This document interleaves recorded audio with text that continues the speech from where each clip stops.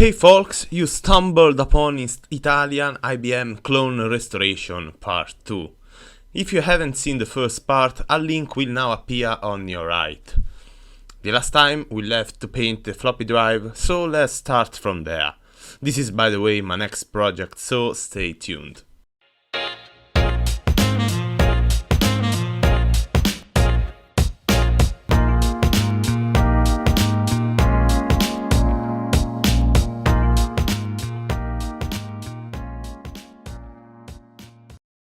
This is the repainted drive. It came fairly well, however the paint has dried better on the adapted bay than the faceplate of the floppy drive, which is therefore a little stickier but nothing special.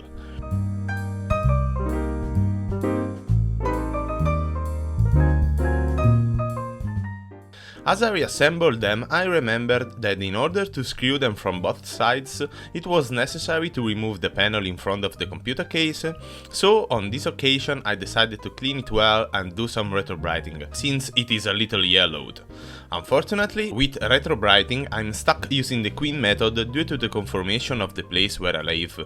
Although other YouTubers and restorers such as Dave Just Dave and the 8-bit guy have highlighted how the submersion method works better and more reliably. I am thinking of equipping myself with an indoor retrobrighting room. We will see how it evolves. After removing the piece from the sun, it is time to assemble the case again, hopefully for the last time. The retrobrighting worked, however I kept the plate in the sun for a couple of hours and the March sun is not very strong, so it could have been much better. The color difference is seen near the PC bit badge, where before there was a sticker that came off during various washes.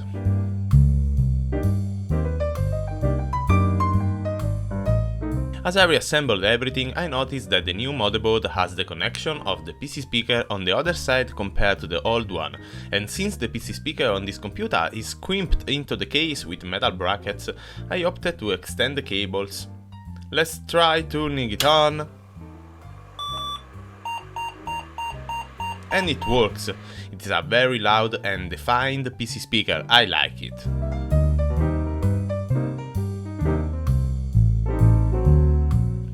Well, now we have a reassembled and functioning computer. However, on the central unit there are some signs of rust, such as on the top right of the case and on the buttons that open the lid. Now I don't have a valid system to remove rust yet. I use a product based on hydrofluoric acid, which is very polluting, dangerous and not very effective on smooth surfaces. So if anyone knew any better system to remove rust from these old things, write it in the comments.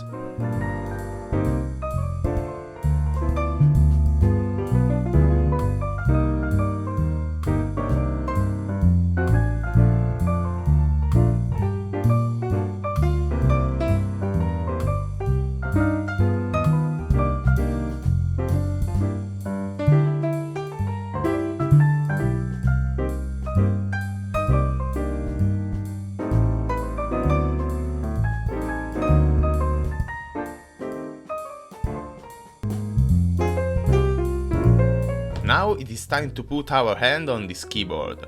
It is the original keyboard that was supplied with the PC bit, as can be seen from the badge. It is a clone of a Model F, so it has the classic 10 function keys all over the left, the numpad on the right and the inverted T is missing. As it is clear, this thing is really dirty, so before I bring it to my workbench, I want to give it at least a summary cleaning.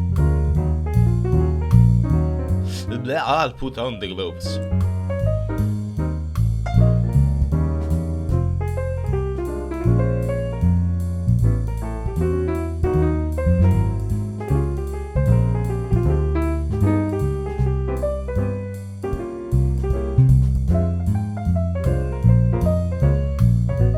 It is now clean enough for me to take it to my workbench to remove the keys and give it a deep clean.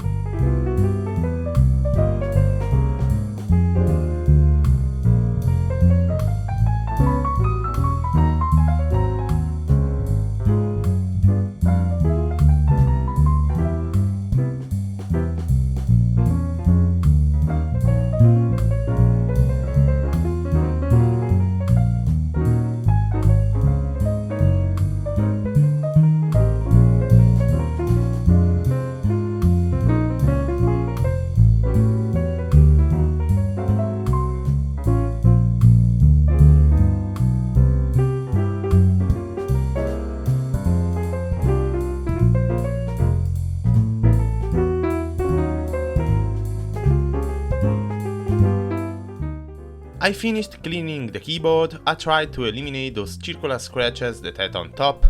There were things melted on the surface of the keyboard, so to eliminate them I could only sand the surface, eliminating the original texture in those points. The problem is very noticeable and only by passing over it with the fingers. However, the improvement is remarkable, so I feel satisfied. Speaking of the keyboard, it is a clone of the Model F as I said before, and disassembling it I noticed that the key mechanism is Cherry, the forerunner of the Cherry MX Black to be precise.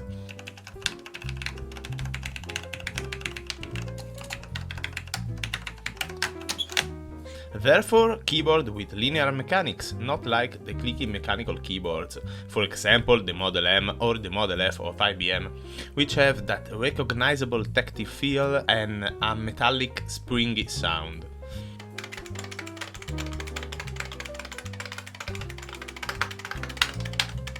Coincidentally, recently I picked up only computers with Cherry mechanical keyboards. This, for example, is from an Alphatronic P2, and this is very similar to the Cherry of the PC Beat, but it is older and has larger keys, so it is more mushy to the touch and the sound is less pleasant.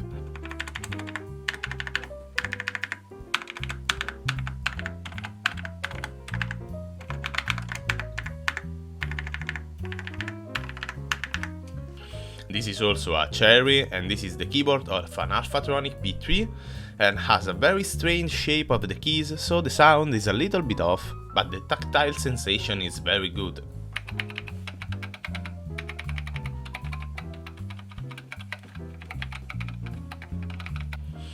Among the Cherries that I own, the PC Beat one is definitely the best, at least for me.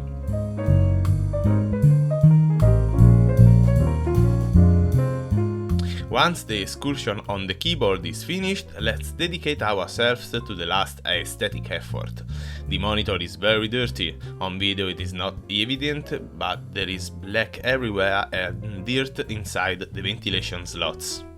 I already cleaned this beauty when I brought it to my workbench, and before it looked like the keyboard, however I can do better.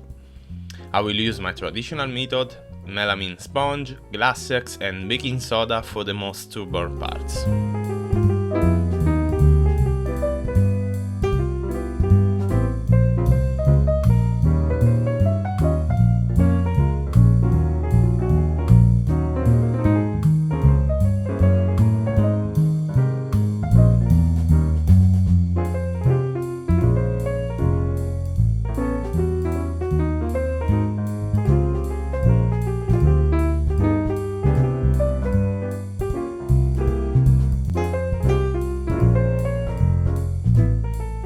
Okay, now I have the complete set, hopefully functional.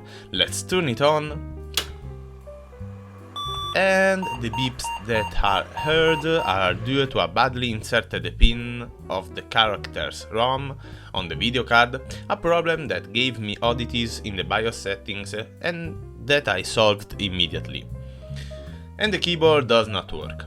I spent a few hours trying to configure everything better, believing that it was a physical problem of humidity trapped in the connector or under the Cherry switches, and after a while I managed to get constant beeps once the F1 key was pressed.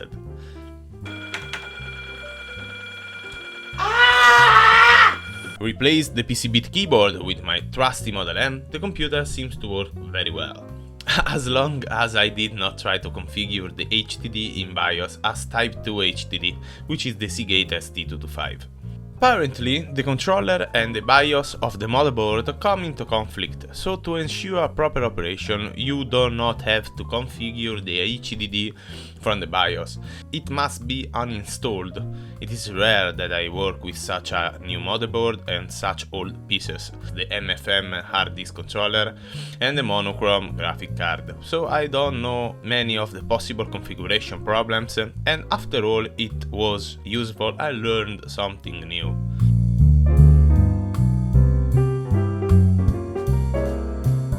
In this script I am writing a boot floppy for MS-DOS 6.22 with the format fdisk sys and debug commands inside. And this is because I can low-level formatting only through MS-DOS 3.30, and the support for HDD larger than 10 MB has only arrived with later version. And since I intended to use all the available HDD on a single partition, I need a format command for MS-DOS 6.22. I decided to start again from low-level format to illustrate the whole procedure, which has become a little tricky. I inserted my MS-DOS 3.30 floppy. From here, we open the debug utility with the command g equals C800:5.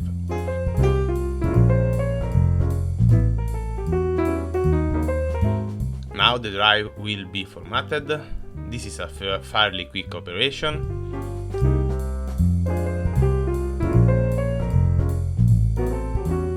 After formatting is finished, I turn off the computer and insert the first floppy for the installation of MS-DOS 6.22.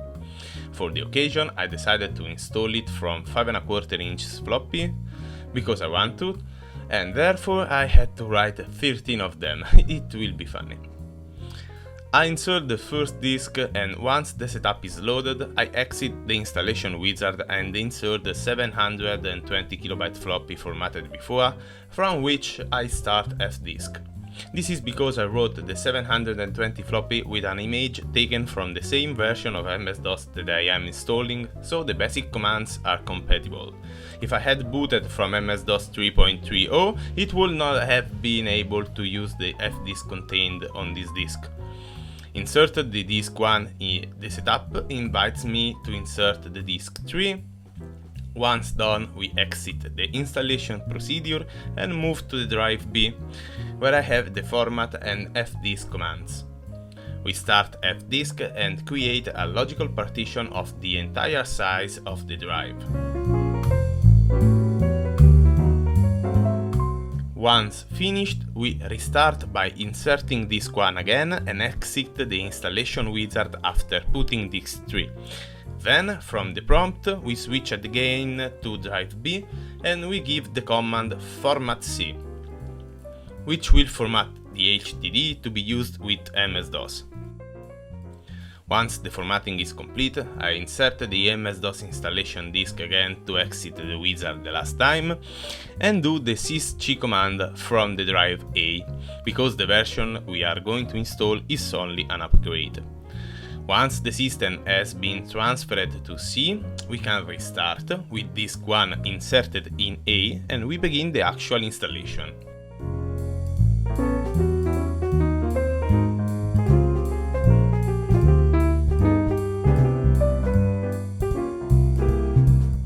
At the end of the installation, we restart the PC by removing the floppies from each drive, and we will see that the operating system will boot directly from C.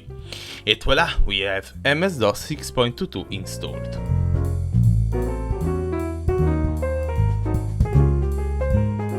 Sorry for the bad filming angle, but I started working on the keyboard late at night and I didn't plan the shooting. However, looking for my spare parts, I found this keyboard really dirty. It is a clone of an unmarked Model F, and once opened I discovered that it's very similar to the PCBit Model F. It has cherry keys and a very similar logic board. This, unlike the other, works.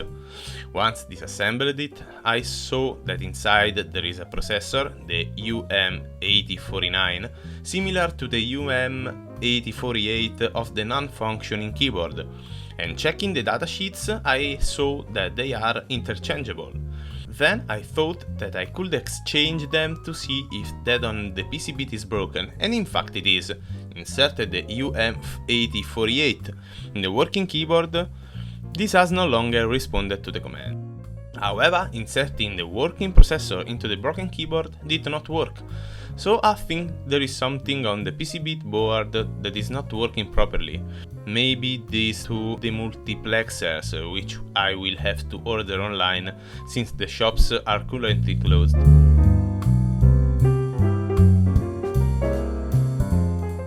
Updates on the original MOBO. After a few attempts, I decided to remove the sockets and directly solder the various ICs, ROMs and the processor to the board, and this is because the pins were too rusty and soldering on the new pins is too unreliable as a solution. They are likely to detach and make a false contact. Soon I plan to make a single video with all the updates of my previous projects, and this is where the motherboard and the keyboard of this video will end.